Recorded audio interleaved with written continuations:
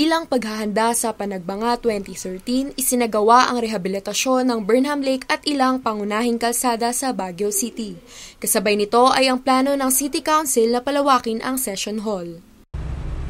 Ayon kay Councilor Aliping, isa sa mga binabalak na palawakin ng City Council ay itong Session Hall.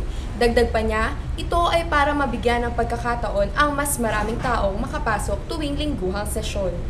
Base pa sa naging pahayag ni Councilor Nicasio Aliping, ang nasabing pagpapalawak sa Session Hall ay nakabinbing proyekto ng City Council noon pang nakaraang taon. There is actually a project for that na yung kung sangod yung palungkod hall natin, kulang kay extend yun. And it will accommodate also the councilors' lunch para sa mga councilors during the break time and even for the guests. Kasi pag may guest tayo, we cannot accommodate the guests because kulang na kulang.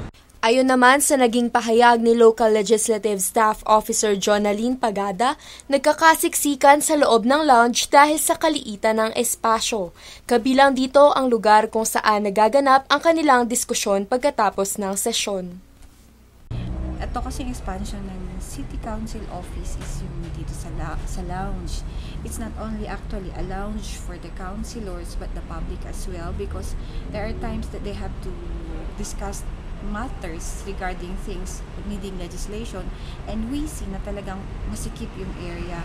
Kabilang sa binabalak na plano ay ang karagdagang espasyo at pagsasaayos ng panloob na disenyo ng Session Hall. Papahabain lang yun, and then i-improve yung interior design niya, and then of course they'll maintain the sound system, and then dun sa councilors' lunch.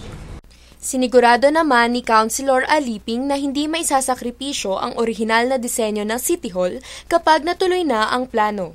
Cristel Sena, nag-uulat.